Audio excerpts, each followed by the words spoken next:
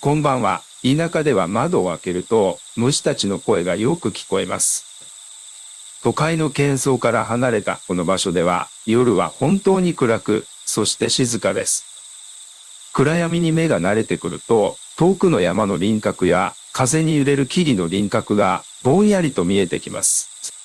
そんな田舎の夜はどこか懐かしく、そして時折ふとした瞬間に人間ではない何かの気配を感じさせることがあります。今夜はそんな静かな村でひっそりと語り継がれてきた奇妙な出来事をお話ししましょう。縁側で涼むような気持ちでリラックスして聞いてくださいね。それでは最初のお話です。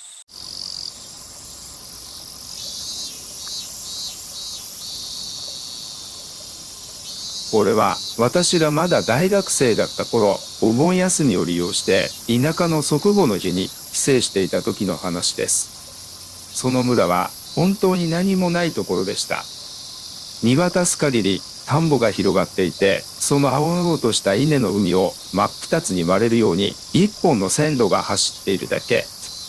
日中は2両編成の小さな電車がその村をのんびりと通り過ぎていくような、そんなのどかな場所です。その年はひどく蒸し暑い夏でした。古い木造の家にはエアコンもなく、網戸から入ってくる生ぬるい風だけが頼りです。ある夜、私は寝苦しさに我慢できず目を覚ましてしまいました。時計を見ると午前2時を少し回ったところです。汗ばんだ体を覚まそうと、私はタオルを首に巻き、一人で家を抜け出して散歩に出ることにしたんです。外に出ると、むせ返るような青草の匂いと土の匂いがしました。街灯なんてずっと遠くの県道にポツンポツンとあるだけです。月明かりだけを頼りに、私はサンダルを突っかけて足元の砂利をザクッザクッと鳴らしながらあてもなく歩き始めました。村はしんと静まり返っていました。聞こえてくるのは自分の足音と田んぼから聞こえるカエルの声、それに秋の気配を感じさせる虫の鳴き声だけでした。不思議と恐怖心もありません。むしろこの広大な暗闇の中に自分一人だけがいるような奇妙な開放感を感じていたんです。10分ほど歩いたでしょうか。私はあの田んぼの真ん中にある小さな踏切に差し掛かりました。遮断機と警報機が立っているだけの本当に小さな踏切です。もちろん終電はとうの昔に終わっており、始発まであと3時間はあります。私は踏切の真ん中で立ち止まり、左右に伸びる暗い線路を見つめて大きく深呼吸をしました。その時です。突然、すぐ耳元で警報音が鳴り響きました。静寂に包まれていた暗闇の中で、その音は鼓膜をつんざくほど大きく聞こえます。交互に点滅する赤いランプが私の顔と周囲の稲穂を不気味に赤く照らし出し、私は心臓が跳ね上がるのを感じて、慌てて踏切の外へ飛び抜きました。目の前では遮断機がゆっくりと降りていきます。こんな時間に電車が走るはずがありません。車両のメンテナンスか何かだろうか。そう自分に言い聞かせながら、私は踏切の消止手前で待つことにしました。警報音は一定のリズムで闇に吸い込まれていきます。カンカンカンカン。赤い光が点滅するたびに周囲の景色が浮かび上がっては消える。やがて遠くの方からゴーへという風を切るような地鳴りのような音が近づいてきました。しかしおかしなことに、どれだけ音が近づいてきてもライトの明かりが見えないんです。真っ暗な線路の奥からただ音だけが迫ってくる。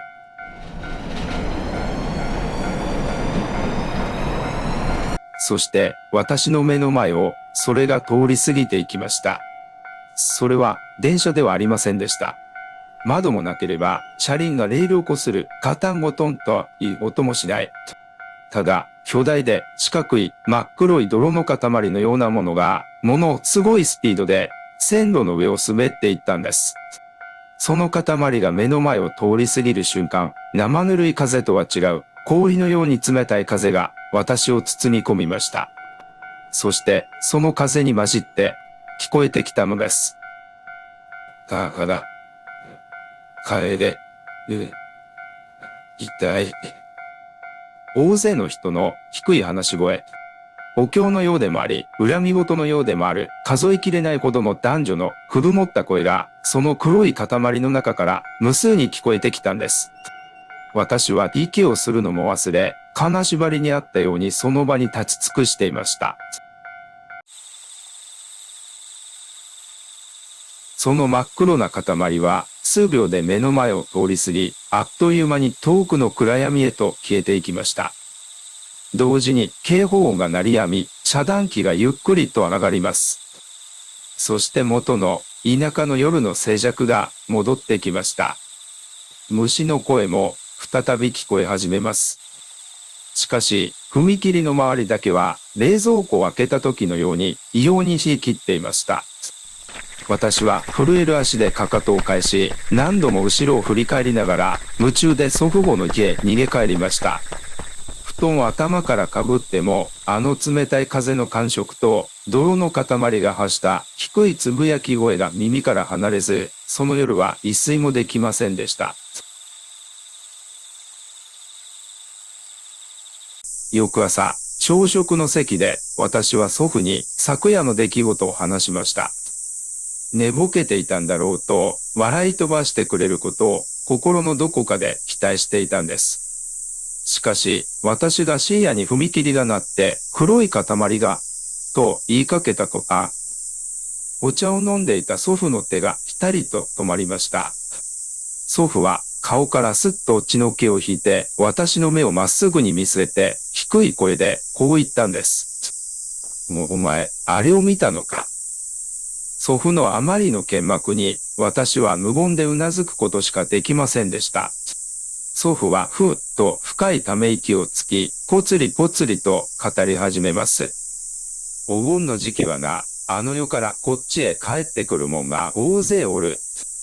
まともに道を歩いて帰ってこれる仏さんばかりならええが、中には帰る家を忘れちまった者や、どうしても誰かを道連れにしたい者もいる。そういう行き場のない連中が呼び集まって、一つの大きな塊になってな、昔から夜な夜なあの線路の上をなぞるようにあてもなく行ったり来たりしてるんだ。あの踏切はな、あいつらが通るのを知らせてやるためのもんなんだよ。生きてる人間の渡るためのもんじゃない。祖父は最後に、お盆の間は夜暗くなってから絶対にあの線路に近づくな。今度あいつらに見つかったら、お前もその塊の中に引きずり込まれるぞと言ってきました。私はそれ以来、夏の夜に遠くで踏切の音が聞こえるたびに、あの真っ黒い塊と、そこから聞こえてきた無数の声を思い出して、背筋が寒くなるんです。あなたがもし田舎の夜道を一人で歩くことがあっても、鳴るはずのない踏切の音が聞こえたら、絶対に近づいてはいけません。それが通り過ぎるのを目を閉じてただ待つのです。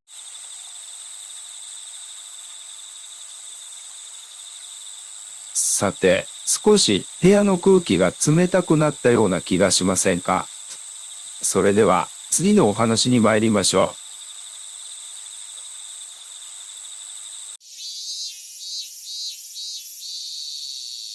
続いてのお話は、ある男性が小学生の夏休みに体験した不思議な出来事です。子供の頃って大人が行ってはいけないという場所ほど無性に惹かれてしまうことってありませんでしたか？彼の家の裏手にはこんもりとした小さな山がありました。そこは祖父からあの山には絶対に一人で入ってはいけないよ、神隠しに遭うからねときつく言い聞かせられていた場所だったそうです。男性が小学5年生だったその年の夏、彼は家に遊びに来ていたいとこたちと虫取りをして遊んでいました。しかし、近所ではなかなか虫が見つからず、彼らは次第に退屈し始めました。その時、ふと彼の視界の端を見たこともないような羽が瑠璃色に光る大きな蝶が横切ったんです。彼は夢中になってその蝶を追いかけました。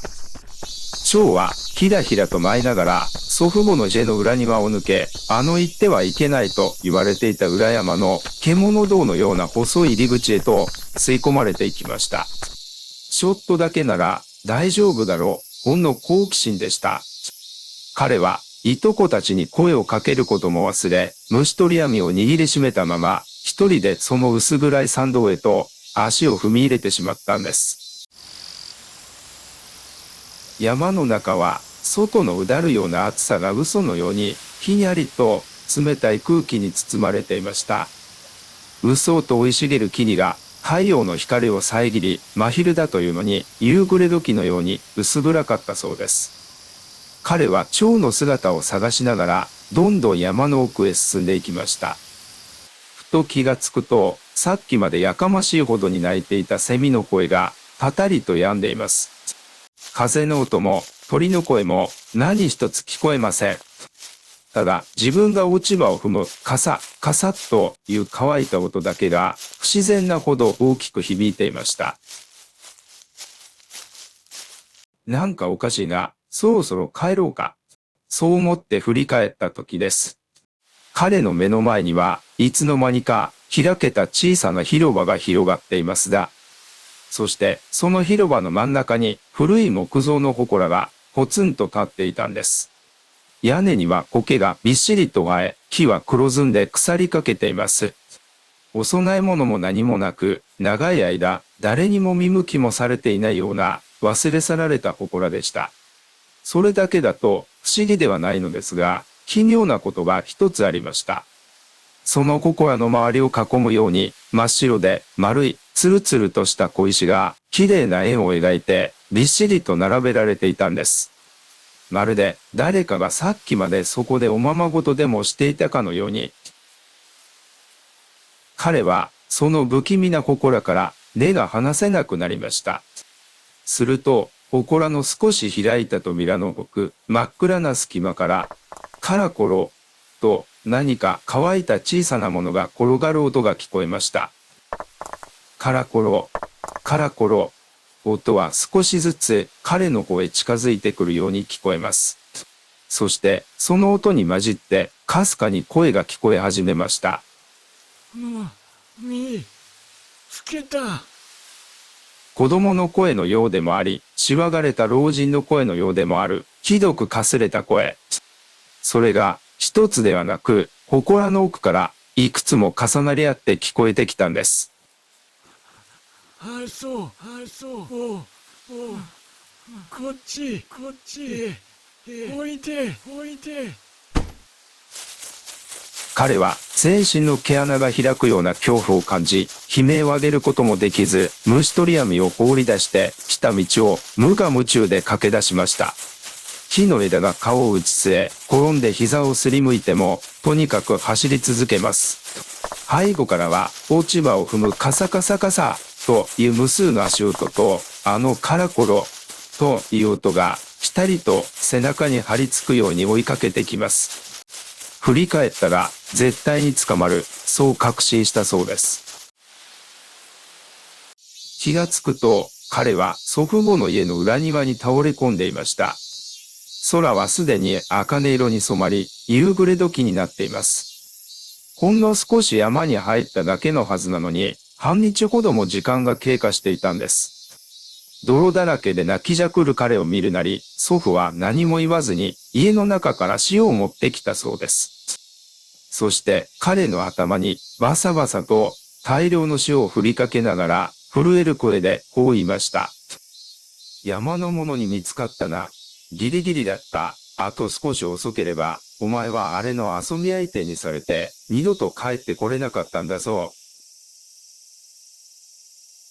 それ以来、彼はその裏山には二度と近づきませんでした。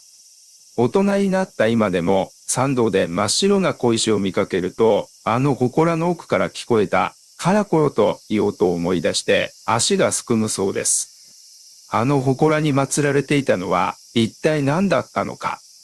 そしてあの白い石を並べて遊んでいたのは誰だったのでしょうか。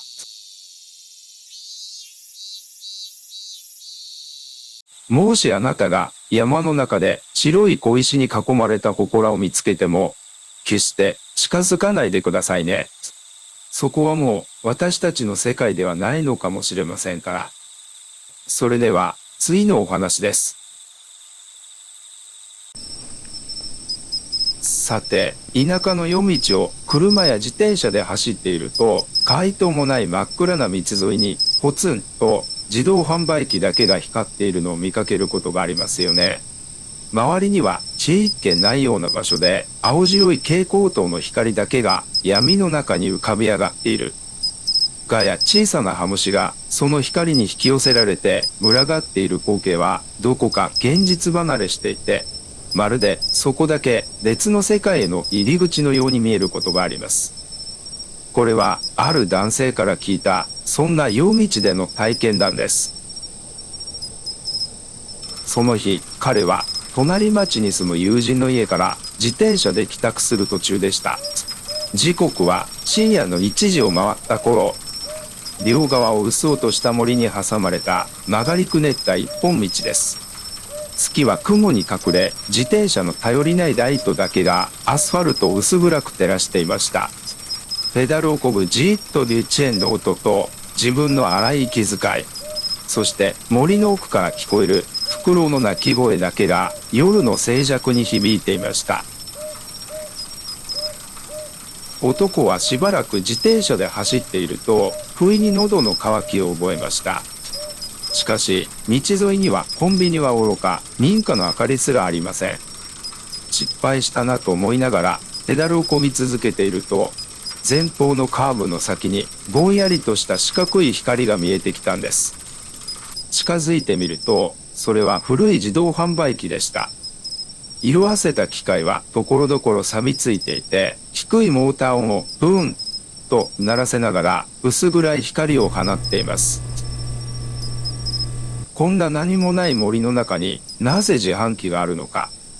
彼は少し不気味に思いましたが、喉の渇きには勝てず、自転車を止めて、その光の前に立ちました。並んでいる商品は見たこともないような古いパッケージのジュースばかりでした。しかも日焼けしてしまっているのか、ラベルの色がすっかり抜け落ちていて、何を売っているのかよくわかりません。ただ、下段の端にあるボタンだけが、なぜか、こうこうと暖かいのは赤いランプを点灯させていました。夏の終わりとはいえ、深夜の森は冷え込みます。彼は迷わず財布から硬貨を取り出し、チャリンと入れました。そして、その暖かいのボタンを指で押し込んだんです。コトンと少し鈍い重たい音がして、取り出し口に商品が落ちました。彼はしゃがみ込み、プラスチックのカバーを押し上げて奥に手を伸ばしました。指先に触れたのはじんわりと温かいスチール感の硬い感触でした。しかしそれを引っ張り出した彼は思わず眉を潜めます。それは何の印刷もされていない真っ白な無地の缶でした。しかも飲み物が入っているにしてはやけに軽いんです。シャポンという液体の音もしません。代わりに振るとサラサラという砂のようなものが擦れる音がしました。なんだこれと不審に思いながらも彼はフルタブに指をかけました。プシュッといういつもの小気味良い音はせず、ただレキッと金属が裂ける乾いた音がしただけでした。缶の中を覗き込もうとしたその瞬間です。ブーツンという鈍い音とともに自動販売機の明かりが突然消えました。低いモーター音も止まり、辺りは完全な墨汁をこぼしたような漆黒の闇に包まれました。彼は息を飲み、暗闇の中で立ち尽くします。月明かりもない森の中では自分の手のひらすら見えません。その時、彼の手の中にある開いた缶の中から何かがゆっくりと這い出してくる感触があったんです。さら、さら、と細かい砂のようなものが手の甲にこぼれ落ちてきます。そしてその砂に混じって氷のように冷たい細長い指のようなものがぬるりと彼の手首に絡みついてきました。うわーと叫びながら彼は無我夢中で缶を放り投げます。缶はアスファルトに落ちてカランカランと虚しい音を立てて転がっていきました。彼は自転車に飛び乗り、ペダルを踏み外しながらも必死でその場から逃げ出しました。その時、背後の暗闇からカランカランという空き缶が転がる音と一緒に誰かが裸足でひたひたと追いかけてくる足音が聞こえたような気がしたそうです。翌日の昼間、彼は恐る恐る車で同じ道を通ってみました。しかし、あのカーブの先には、うっそうとした木々が生い茂っているだけで、自動販売機は愚か、コンセントをつなぐような電柱すら、影も形もありませんでした。あれは一体、誰が何のために置いたものだったのでしょうか。そして、あの無地の缶の中に入っていたものは、もしあなたが夜道でポツンと光る自動販売機を見つけても、むやみに近づかないでくださいね。そこに並んでいるのは、あなたの知っている飲み物とは限らないのですから。それでは、次のお話に参りましょう。夏の終わり、お盆の時期になると、あちこちの町や村で小さなお祭りが開かれますよね。神社の境内や小学校の校庭に組まれた櫓、提灯の淡い明かりの下で浴衣姿の人々が輪になって踊る光景は日本の夏の風物詩とも言えます。でも、お盆というのは本来ご先祖様の霊がこちらの世界へ帰ってくる期間です。あの盆踊りの輪の中には、時折生きている人間ではない誰かがひっそりと勝っていることがあるそうですね。これはある女性から聞いた彼女の地元の小さな村での体験談になります。その村は山あいの過疎化が進んだ集落でした。若者はほとんど町へ出てしまい、お盆の時期だけ非正客で少しだけ賑わいを取り戻します。村の小さな神社の境内で行われる盆踊りも年々規模が小さくなり、屋台が5軒ほど出るだけのこじんまりとしたものでした。その年の夏、彼女は数年ぶりに実家へ帰り、両親と一緒にその盆踊りを見に行っていました。炭鉱節や地元の古い音頭が少し音の割れたスピーカーから流れています。櫓の上では近所のおじさんがぎこちない手つきで太鼓を叩き、その周りをお年寄りや小さな子供たちがゆったりと回っていました。彼女は缶ビールを片手に境内の隅にある大きな木の根元に腰を下ろし、そののどかな光景をぼんやりと眺めていました。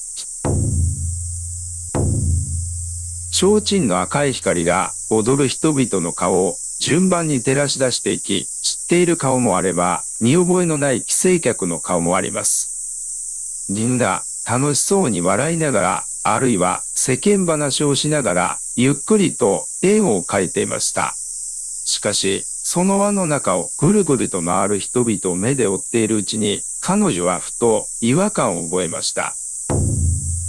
一人だけ様子のおかしい人が混ざっていたんです。性格好からして大人の女性のようでした。しかし、その人は周りの人たちよりも頭一粒も背が高かったんです。そして着ているものが現代の浴衣ではありませんでした。藍染めのとても古い見たこともないような幾何学模様の着物。帯も最近の華やかなものではなく黒っぽい布をただきつく巻きつけているだけに見えました。その女性は前の人との距離を不自然なほど詰め、うつむき加減で踊っていました。手つきも周りの人たちとは少し違いました。しなやかに空を描くのではなく、まるで何か重たいものを引きずるように、両手をだらんと下げたまま、足だけをずり、ずり、と、すり足で進めているんです。彼女は少し酔いが覚めるのを感じました。あんな人、村にいただろうか。不思議に思って、その女性の顔をよく見ようと、目を凝らしました。提灯の明かりの下を、その女性が通り過ぎます。しかし、どうしても顔が見えないんです。お面をかぶっているわけでも、手ぬぐいで顔を隠しているわけでもありません。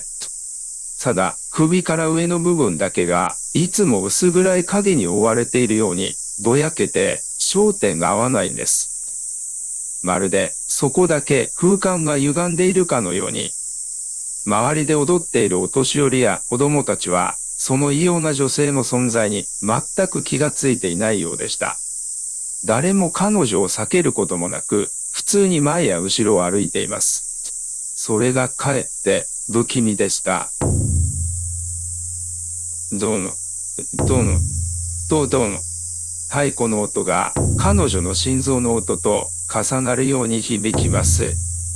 踊りの輪が再びぐるりと回って、その背の高い女性がちょうど彼女の正面、数メートル先の位置までやってきました。その時です。ずっとうつむいて、すり足で歩いていたその女性の動きが、ぴたりと止まりました。カクンと、不自然な角度で首輪で、顔のない真っ暗な頭部が、まっすぐに彼女の方を向いたんです。顔がないはずなのに、目も、鼻も、口もないはずなのに、見られているという強烈な感覚だけが、彼女を貫きました。全身の産毛が逆立ち、息が詰まります。その真っ暗な顔の奥から、クスという、押し殺したようなかすかな笑い声が聞こえた気がしました。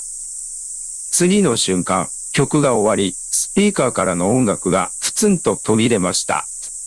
踊っていた人々が、お疲れ様でしたと、口々に言いながら、輪を崩して散っていきます。彼女はハッとして、慌ててさっきの女性が立っていた場所を見やりました。しかし、そこにはもう誰もいませんでした。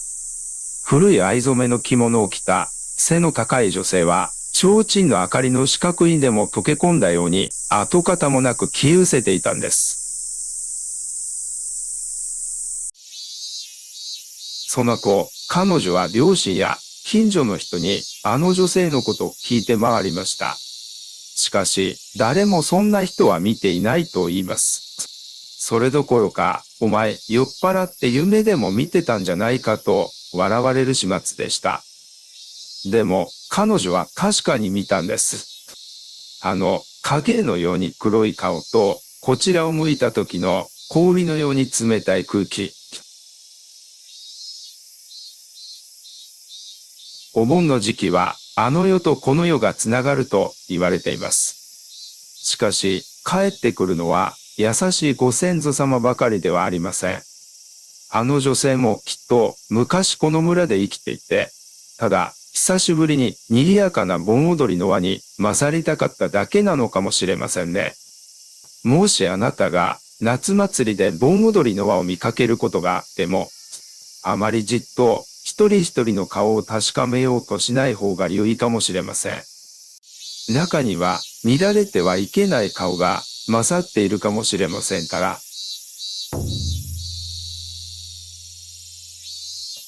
それでは次のお話に参りましょ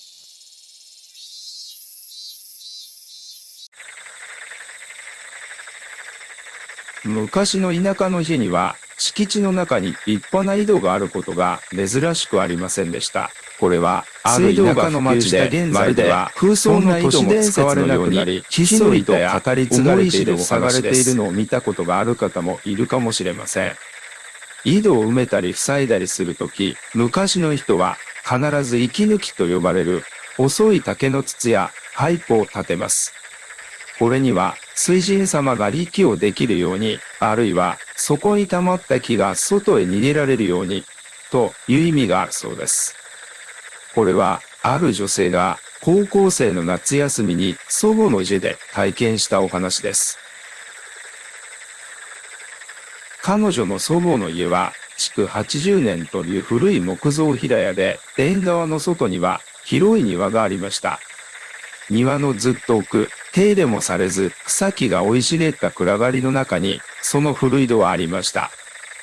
苔むした石積みの縁に分厚い木の蓋がかぶせられ、その上には漬物石のような大きな石が乗せられています。そして蓋の隙間からは塩ビの細いパイプが一本だけ空に向かって突き出していました。祖母からは、あの井戸の周りは足場が悪いから近づいちゃいけないよと幼い頃から言い聞かせられていたそうです。その夜は風のないひどく寝苦しい夜でした。彼女は障子を少しだけ開け放ち、畳に敷かれた布団の上に横になっていました。庭からはじーじーという虫の音と生ぬるい土の匂いが漂ってきます。それは時計の針が深夜の2時を回った頃でした。ふと庭の奥からかすかな水音が聞こえました。しかし、外は雨は降っておらず、庭に行けば水たまりもありません。と、水滴が落ちるような、あるいは暗い水面を静かにかき混ぜているような、かすかな音がします。彼女は身を起こし、縁側の隙間から庭の奥に目を凝らしました。青白い月明かりに照らされた庭の先、草木の影が濃く落ちるあの古い戸のある場所から音がしているようでした。耳を澄ませていると、その水音は明らかに井戸の底から反響して聞こえてくるのがわかりました。使われなくなって久しい井戸で水はとうに枯れているはずなのに、不気味に思いながらも、彼女はどうしてもそこから目を離すことができませんでした。すると、井戸の蓋から突き出た、あの細い息抜きのパイプ。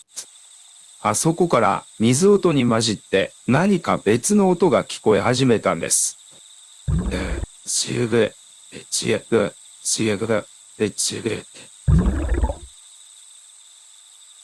それは空気が漏れるような音でした。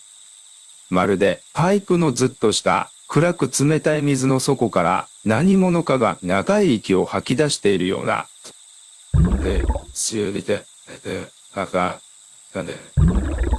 息の音は次第にくぐもった声のようなものに変わっていきました。何を言っているのかは聞き取れません。ただ、ひどく湿り気を帯びた地の底から這い上がってくるような執拗なつぶやき声です。彼女は全身の血の気が引き、声を出そうにも喉が干からびたように張り付いて、身動き一つ取れませんでした。その時です。井戸の上に置かれていたあの重たい大きな石が、内側から突き上げられるように数センチ横に滑ったんです。重い石が木の蓋と擦れる低く鈍い音が庭に響きました。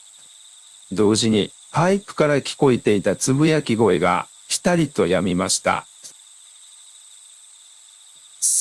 あの蓋が開いたら中から何かが確実に出てくる。そう直感した彼女は弾かれたように跳ね起き、障子の戸バンと勢いよく閉めました。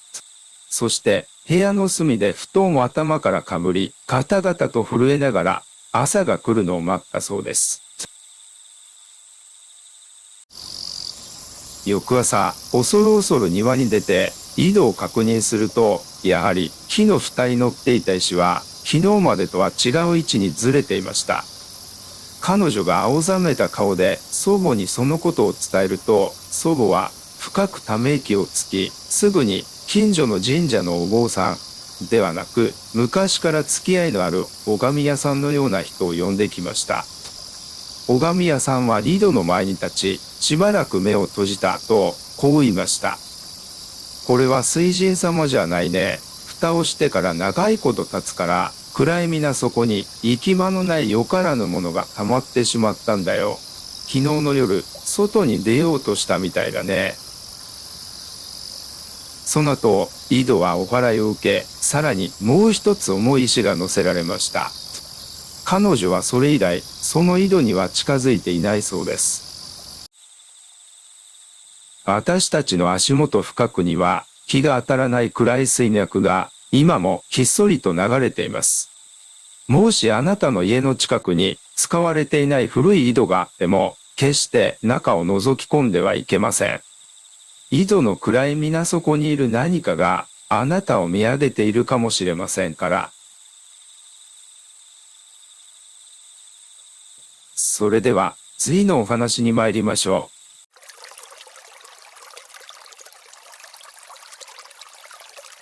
子供の頃、海や川へ遊びに行って足元に落ちている綺麗な貝殻や、あるいは模様の変わった石を見つけて宝物のように持ち帰った経験は誰にでもあるのではないでしょうか。でも自然の中に落ちているものの中には持ち帰ってはいけない誰かの落とし物が混ざっていることがあるんです。これはある男性が中学生の頃、親戚の集まりで田舎へ行った時に体験したお話です。その村の近くには、そこの石が透けて見えるほど、綺麗で冷たい川が流れていました。夏の暑い日の午後、彼は一人で河原に降りて、浅瀬で涼んでいました。澄んだ水の中をぼんやりと眺めていると、川底の砂利の中に一つだけ不自然に目立つものがあったそうです。それは野球ボールくらいの大きさの真っ白な石でした。角が全くなく、まるで誰かが丁寧に磨き上げたように、ツルツルとした球体をしていました。あまりの白さと滑らかさに惹かれた彼は、冷たい水に手を入れて、その石を拾い上げました。手のひらに乗せると、普通の石よりも少し軽く、しっとりと吸い付くような冷たさがあります。彼はその白い石をポケットに入れ、得意げな気持ちで親戚の家へ持ち帰ったんです。その夜、彼は割り当てられた2階の客間で布団に入って横になっていました。拾ってきた白い石は枕元の小さな机の上にちょこんと置いてあります。深夜になり、家のものはすっかり寝静まっており、開け放した窓からは秋の虫の声だけが聞こえていました。ふと彼はかすかな音で目を覚まします。最初は時計の秒針の音かと思いました。しかしその音は微妙にリズムを変えながら暗闇の中に響いています。それは硬い石と石を軽く打ち合わせるような音でした。彼は不思議に思い、薄目を開けて音のする方へ視線を向けます。音は彼のすぐ頭の先、白い石を置いたあの机のあたりから聞こえていました。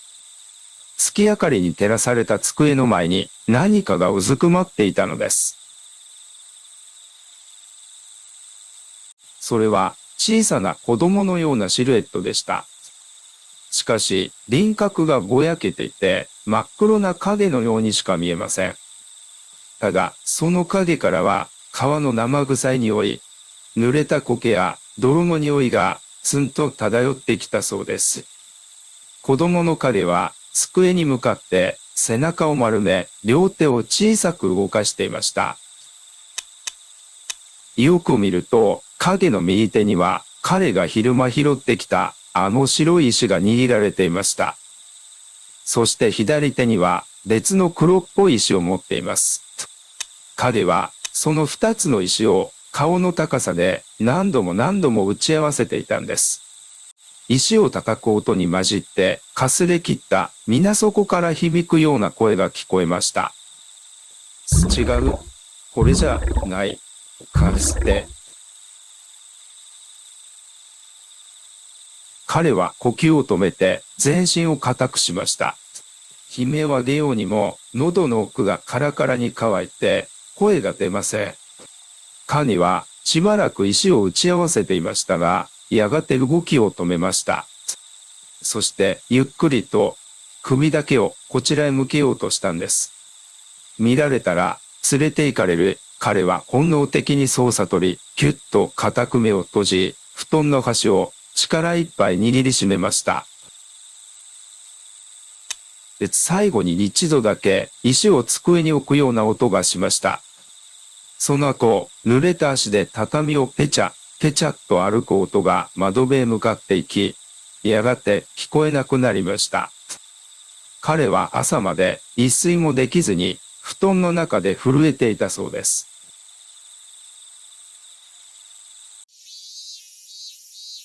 翌朝、明るくなってから恐る恐る机の上を見ると、あの白い石は影も形もありませんでした。ただ、石が置かれていたあたりの木目が少しだけ川の水で濡れたように黒く変色していたそうです。彼が拾ったあの白い石は誰かが川底に置いておいた大切な何かの目印だったのでしょうか。それとも石そのものがあちらの世界の持ち物だったのでしょうか。もしあなたが河原や海辺で不自然なほど綺麗なものを見つけても、どうかそのままにしておいてあげてくださいね。夜更けに落とし主があなたの枕元まで探しに来てしまうかもしれませんから。それでは次のお話に参りましょう。田舎の鉄道に乗ったことがある方なら一度は目にしたことがあるかもしれません。駅員さんが一人もおらず、改札もただの柵になっているような小さな無人駅。昼間はのどかで趣のある風景ですが、夜になるとそこは全く別の顔を見せます。こうした寂れた駅にまつわる噂は、いわば現代の都市伝説としてネットの掲示板などでもよく語り草になりますよね。あの木更津駅のように異界へ通じているのではないか、と。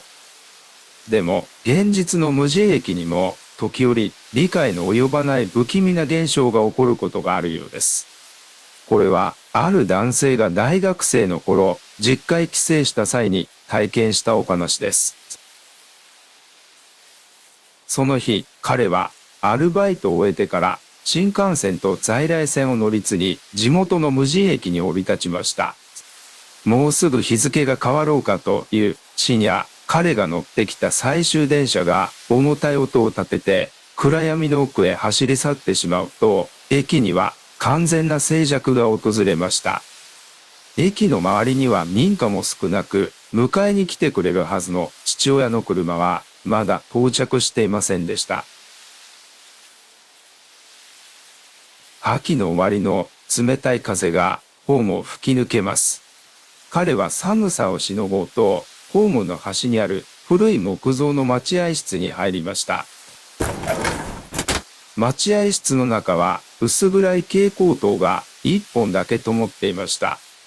汚れたベンチの上には読み捨てられた雑誌と空き缶があり、ホームに面した側は引き戸も含めて一面がすりガラスになっていました。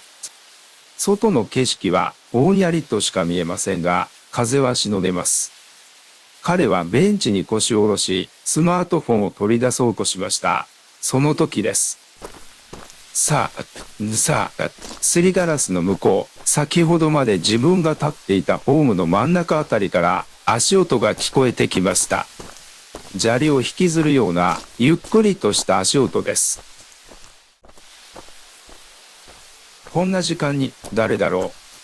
最終電車はもう行ってしまったし、この無人駅には駅員がいるはずもありません。彼は不思議に思い、すりガラス越しにホームの様子を伺いました。すりガラスの向こう側に黒い人影がぼんやりと映っていました。その人影はホームの左端から右端へ向かってゆっくりと歩いていきます。ホームの右端まで行くと、人影はくるりと向きを変え、今度は左端へ向かって歩き出しました。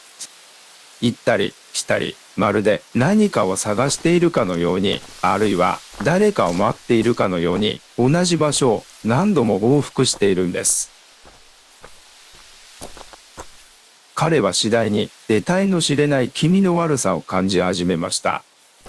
足音のペースは全く変わらず、ただ控え的に往復を繰り返しています。ふと、その人影が待合室の正面、ちょうど彼の目の前あたりで、ぴたりと立ち止まりました。すりガラス越しに見える黒いシルエットが、ゆっくりとこちら側を向きます。ガラスとの距離は、ほんの数十センチしかありません。顔のパーツは見えませんが、明らかに待合室の中を覗き込んでいるのがわかりました。彼は息を潜め、ベンチに座ったまま身を固くします。すると、すりガラスの表面に、スッと何かが触れる音がしました。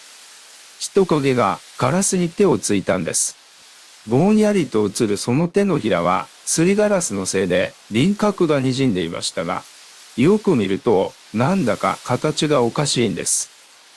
指が異様に長い。そして親指から小指までの5本の指に加えて、さらに2本、3本と、細長い指のようなものが扇状にびっしりと生えているように見えました。その無数の指がガラスを外側から軽く叩き始めました。まるでここを開けてくれとでも言っているかのように。彼は恐怖で声も出ず、ベンチに縛り付けられたように動けませんでした。ガラスを叩く音は少しずつ大きくなり、細長い指のシルエットがガラスを引っかくように上下に動き始めます。しきりという爪がガラスをこする嫌な音が待合室に響き渡りました。もうダメだ。引き戸が開けられる。彼が目を強くつぶったその瞬間。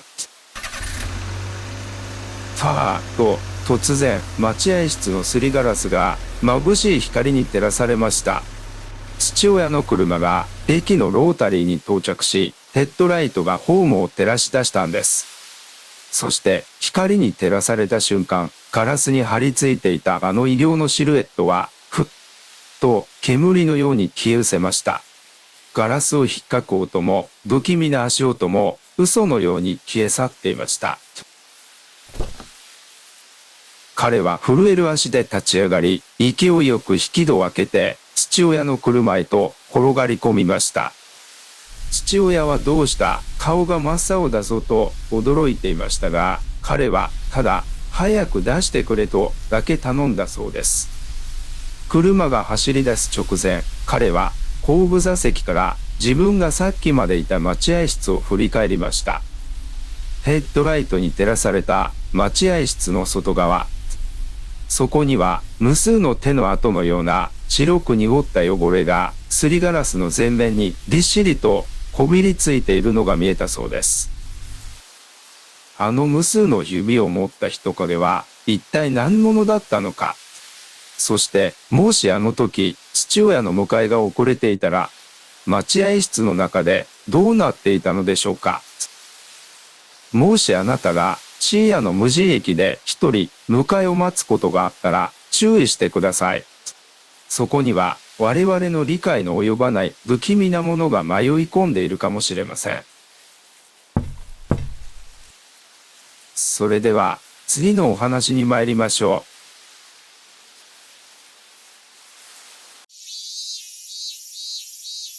古い旧家には大抵立派な蔵がありますよね。漆喰を塗られた重たい扉を開けると、ツンとした紙の匂いと、何十年も積もった埃の匂いが混ざり合った独特の空気が漂ってきます。分厚い壁に守られた蔵の中は、真夏でもひんやりと冷たくて、外の時間がそこだけ止まっているような不思議な感覚に陥ることがあります。これは、ある男性が実家の蔵の整理を手伝っていた時に見つけた古い日記についてのお話です。彼の実家は地元でもかなり古い家系でした。ある年のお盆休み、彼は父親に頼まれて何十年も開けられていなかった蔵の奥を掃除することになりました。薄暗い裸電球の明かりを頼りに、古い長持ちや誰が着ていたかもわからない着物が入ったつづらを片付けていきます。そのうち、蔵の隅に、埃まみれになった霧のタンスがあるのを見つけました。引き出しを開けてみると、中には和紙を糸で閉じた古い帳面が何冊も入っています。表紙には彼の曽祖父の名前が毛筆で書かれており、どうやら若い頃につけていた日記帳のようでした。彼は掃除の手を止め、その場でパラパラとその日記をめくってみました。最初の方は何年の何月に田植えをしただとか、天気がどうだったとか、村の平凡な日常が淡々と綴られているだけでした。しかし、何冊か読み進めるうちに、ある一冊の特定の日付から、突然、文字の様子がおかしくなっていることに気がつきました。それまでは几帳面な字で書かれていたのに、そのページだけ手がひどく震えていたのか、ミミズが張ったような乱れた文字でした。8月17日夜、あれが山から降りてきた。日記にはそう書かれていました。村の者はみんな雨戸に板を打ちつけて息を潜めている。犬も鶏も鳴く者はすべて納屋の奥に隠した。絶対に声を出してはいけない。彼はなんだか見てはいけないものを読んでしまったような気がして、背筋が少し寒くなりました。しかし、好奇心には勝てず、さらにページをめくります。外を歩く音がする。大勢いる。だが、足音ではない。ずるり、ずるりと、何か重たい濡れた袋を引きずるような音が、家の周りをぐるぐると回っている。戸を叩いている。開けてくれと、声がする。お袋の声だ。だが、お袋は俺のすぐ隣で震えている。あれは、声だけを真似ているのだ。そこまで読んだとき、日記の余白に黒い墨のシミがポタポタといくつも落ちているのに気がつきました。汗なのか、それとも別の何かだったのか、ページはそこで一度途切れていました。しかし、次のページをめくると、たった一行だけ震えるような薄いかすれた文字でこう書かれていたんです。と、開けてしまった。日記はそこで完全に終わっていました。次のページからは真っ白な和紙が続いているだけです。彼はわけのわからない恐怖に襲われました。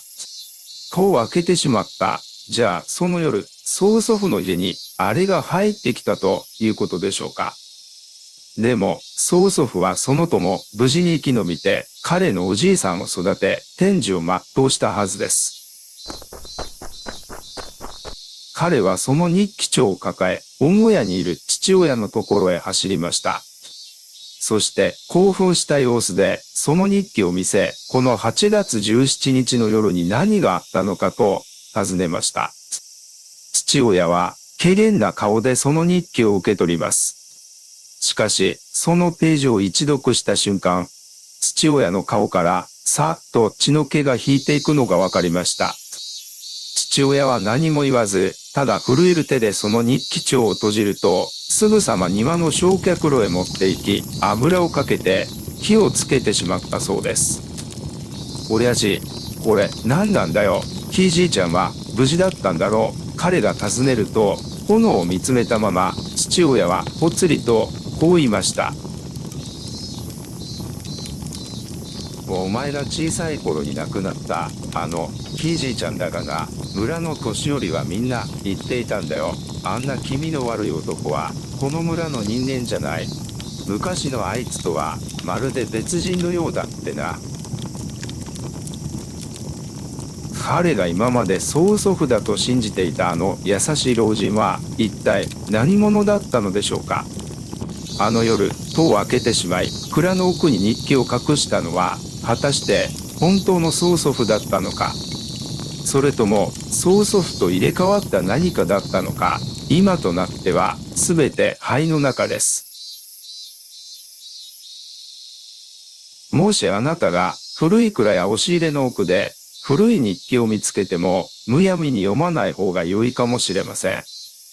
あなたの知っている家族の歴史が実は全く違うものであり、根底から崩れ落ちてしまうかもしれませんから。それでは次のお話に参りましょ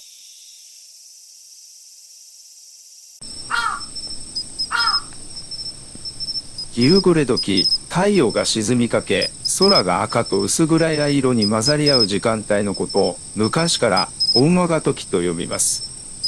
昼間の住人と夜の住人が入れ替わる時間。この短い境界線の時間帯には魔物や妖怪、つまり人ならざる者に出会いやすいと言い伝えられてきました。これはある田舎の町でまるで空想の都市伝説のようにひっそりと語り継がれているお話です。その町には古いお屋敷や蔵が立ち並ぶ区画があり、家と家の間には人が一人やっと通れるくらいの細い路地が無数に入り組んでいました。両側を背の高い黒い壁や石垣に挟まれたその路地は、昼間でも薄暗く風だけが通り抜けていくような寂しい場所です。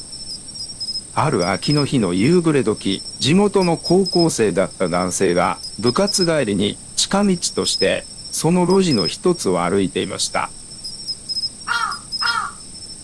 西見が背中を照らし、彼の前にはひょろりと長く伸びた自分の影が黒いために沿って映し出されていました。夕ご飯の支度をする匂いや遠くから聞こえるテレビの音がかすかに風に乗って流れてきます。カツカツと自分の足音だけが狭い路地に反響していました。と彼は違和感を感じます。黒板塀に映る自分の影がなんだかおかしいんです。彼は歩きながら横目で壁の影をじっと見つめました。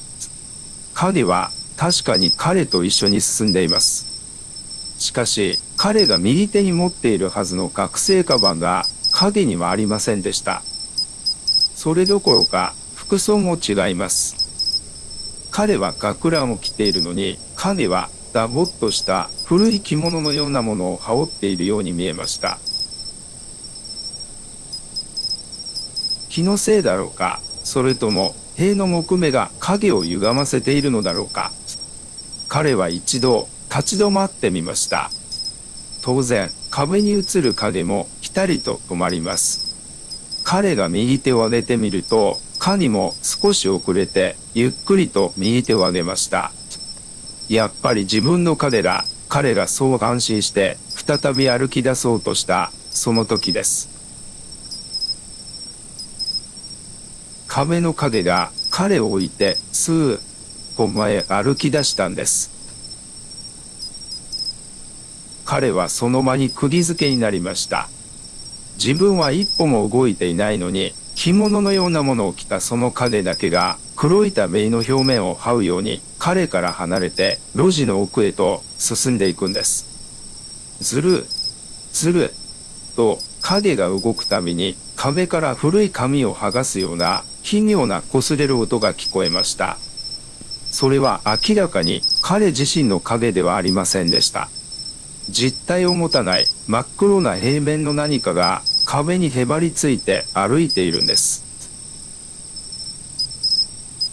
数メートル先まで進んだその影は不意に立ち止まりました。そしてペラペラの平面のまま首のあたりをギギギとねじり、真後ろにいる彼の方を振り向いたんです。顔はありません。ただの真っ黒な輪郭です。しかし影がこちらを向いた瞬間、彼は強烈な悪感を感じました。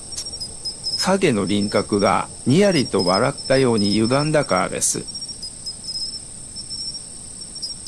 次の瞬間、その影は黒いためから足元のアスファルトへへちゃっと滑り落ちました。そしてまるで水たまりが広がるように黒いシミとなって、ものすごいスピードで彼の足元へ向かって這い寄ってきたんです。うわぁ、彼は悲鳴話でカバンを放り出して来た道を無我夢中で引き返しました。背後からは濡れた雑巾を引きずるようなズズズズズという音がしたりと後を追ってきます。大通りに出て街灯の明るい光の中に飛び込んだ瞬間、その音は嘘のようにふっと消え去りました。息を切らして振り返ると、路地の入り口には夕闇が濃く立ち込めているだけで何もいませんでした。ただ、彼の足元に伸びる本当の影だけが街灯に照らされて小さく震えていたそうです。壁を歩いていた影は一体何だったのでしょうか。夕暮れ時に迷い込んだ実体のない魔物だったのか、それとも肉体を失って影だけになってしまった誰かだったのか。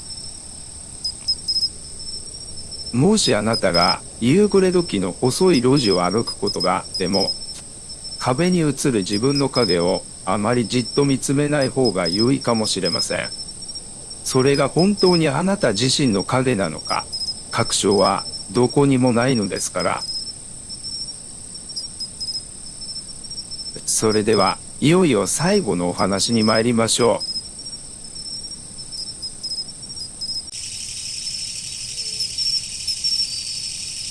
さて、いよいよ今夜の最後のお話になりました。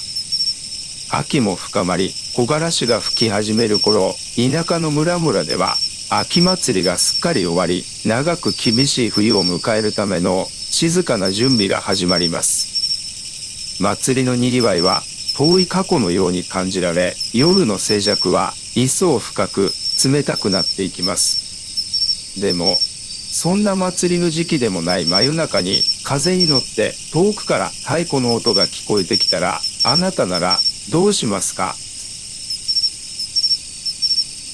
これはとある男性が晩秋の祖父母の地で体験したお話です。その夜、彼はどうしても寝つけず、一人で縁側に出て冷たい夜風に当たっていました。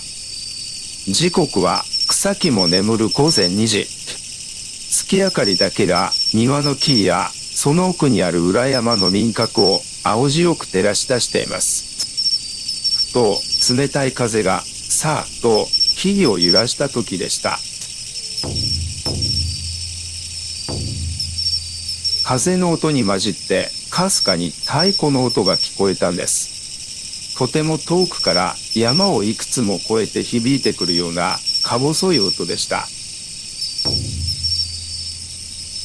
こんな夜更けに、しかも祭りの時期でもないのに太鼓の音が聞こえるはずがありません。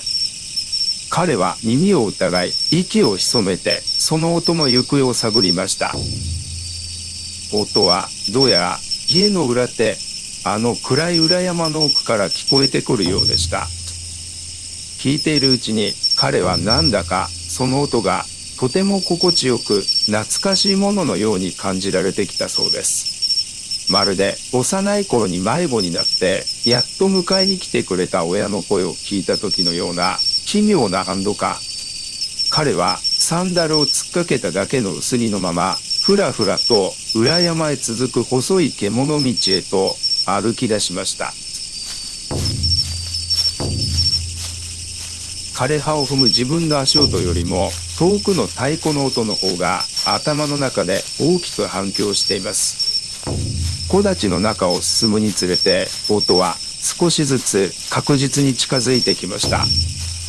やがて木々の隙間からぽつりぽつりと赤い明かりが見え始めます。それは焚き火の炎でした。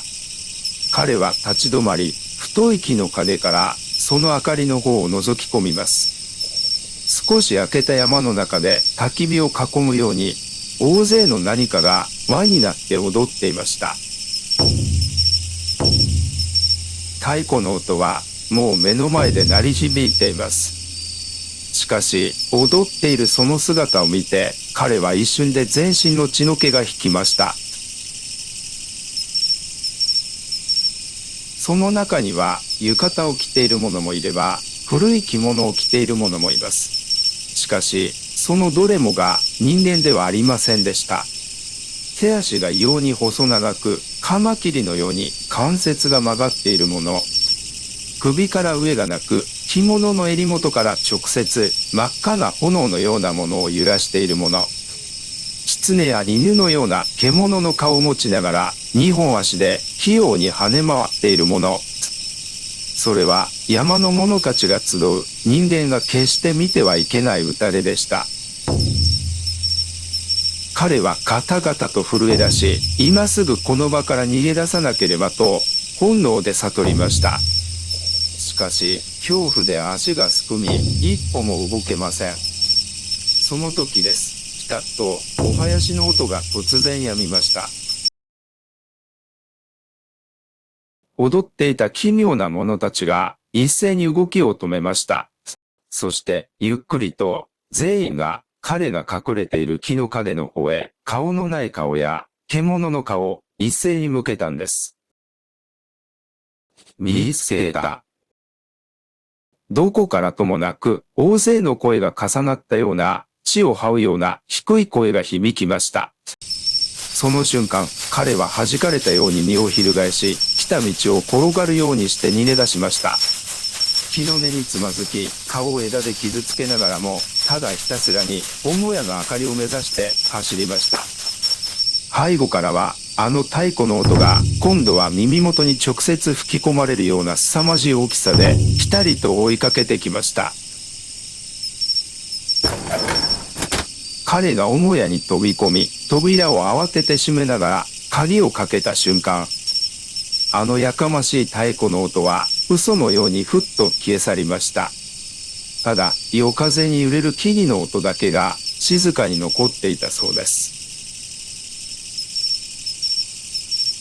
もしあなたが真夜中に聞こえるはずのない太鼓の音を耳にしても、決してその音の鳴る方へ歩いていってはいけません。それはあなたをこちら側の世界から連れ出そうとする彼らからの招待状なのかもしれませんから。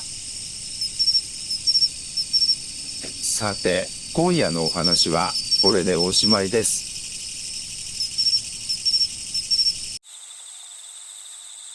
いかがでしたでしょうか。静かな田舎の夜には私たちの理解を超えた不思議で恐ろしいものが未だに気づいているのかもしれません。でも大丈夫です。あなたが今いる場所は安全で暖かな現実の世界です。鍵の閉まった部屋の中にはあなたを脅かすものは何もありません。もし窓の外でかすかな物音がしたとしても、それはきっとただの風のいたずらか遠いすぎる車の音でしょう。夜もだいぶ更けてきましたね。まだ起きている方はどうか無理をなさらずゆっくりとお休みください。どうか穏やかで良い夢を見られるよう祈っています。それではおやすみなさい。